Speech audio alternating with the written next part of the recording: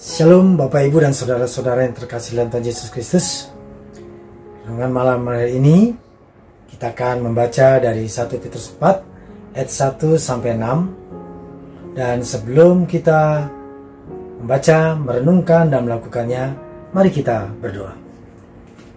Ya Allah, ya Bapa yang kami sembah dalam nama Tuhan Yesus, berfirmanlah ya Tuhan, kami siap mendengarkan dan berkati hamba-Mu yang akan menyampaikan firman Tuhan.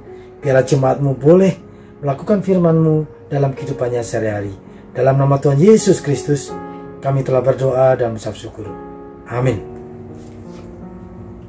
Bapak Ibu yang terkasih dalam Tuhan, tema kita pada malam hari ini adalah menderita dengan sabar. Mari kita membaca bersama-sama. 1 Petrus 4 ayat 1 sampai 6, demikian bunyinya. Jadi, karena Kristus telah menderita penderitaan badani, kamu pun harus juga mempersenjatai dirimu dengan pikiran yang demikian. Karena barang siapa telah menderita penderitaan badani, ia telah berhenti berbuat dosa.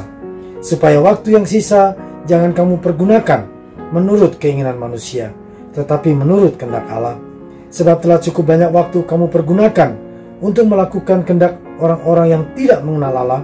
Kamu telah hidup dalam rupa-rupa hawa nafsu, keinginan, kemabukan, pesta pora, perjamuan minum, dan penyembahan berhala yang terlarang.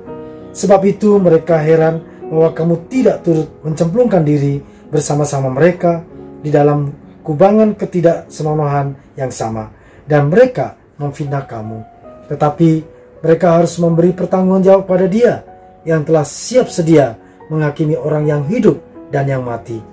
Itulah sebabnya maka Injil telah diberitakan juga kepada orang-orang mati, supaya mereka sama seperti semua manusia dihakimi secara badani, tetapi oleh Roh dapat hidup menurut kehendak Allah. Amin. Bapak Ibu yang terkasih dalam Tuhan, pada malam hari ini kita diberkati melalui firman Tuhan yang disampaikan oleh Rasul Petrus kepada kita, di mana kita di hari yang lalu sudah memperingati hari kenaikan Yesus naik ke surga. Dan pada malam hari ini diingatkan oleh Rasul Petrus kepada kita bahwa Kristus telah menderita penderitaan badani. Artinya Kristus sudah meninggal, Kristus telah wafat, Kristus telah mati. Itulah penderitaan badani. Dan kita pun harus memikirkannya. Kapan kita akan mengalami penderitaan badani? Hanya Tuhan yang tahu. Tuhan yang berkuasa. Dan oleh sebab itu di sini sampaikan, orang yang mengalami penderitaan badani berarti sudah berhenti berbuat dosa. Kenapa? Karena sudah tidak ada di dunia lagi. Dan secara badani kita akan semua mengalami itu. Oleh sebab itu selama kita di dunia, di sini diingatkan pergunakan waktu yang ada. Pergunakan itu apa? Untuk menurut kehendak Allah. Bukan menurut keinginan daging kita, menurut keinginan pribadi kita, menurut keinginan hawa nafsu kita, tapi menurut kehendak Allah. Bagaimana cara menurut kehendak Allah? Yaitu melakukan firman-Nya. Orang bisa melakukan firman-Nya dari mana? Dilihat dari buahnya, Bapak Ibu dan Saudara. Dalam tutur kata, sikap dan perbuatannya menunjukkan bahwa dia melakukan firman Tuhan dengan baik. Karena di sini dikatakan, janganlah seperti orang yang tidak mengenal Allah, yaitu dalam kemabukan, pesta pora, kemudian penyembahan berhala, dan hal-hal yang duniawi. Kita masih di dunia. Betul kita harus melakukan kehendak Tuhan, tapi kita juga harus bijaksana dalam melakukan segala kehidupan di dunia ini. Oleh sebab itu, orang lain bisa melihat bagaimana kita tidak ikut terlibat di dalamnya, tetapi kita melakukan firman Tuhan. Pada akhir zaman, semua orang akan dihakimi, Bapak Ibu. Hakim yang agung akan datang, yaitu Tuhan kita, Yesus Kristus. Termasuk orang-orang yang tidak mengenal Allah dan orang yang hidup dan yang mati, semua akan dihakimi.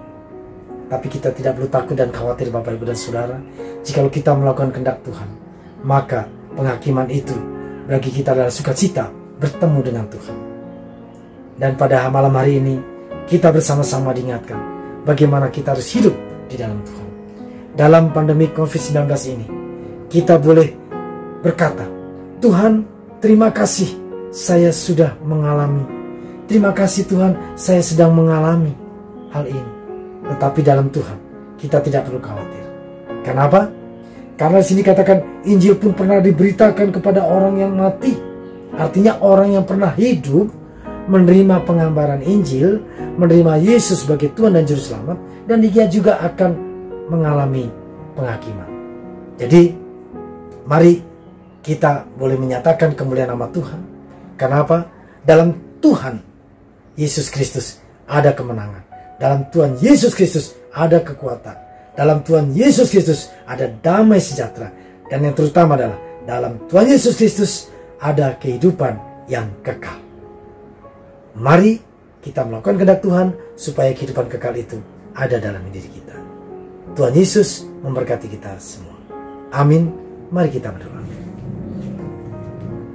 Ya Tuhan, terima kasih firman-Mu yang sudah disampaikan. Biarlah menjadi kemuliaan nama Tuhan, dan kami boleh melakukannya dalam kehidupan kami sehari-hari.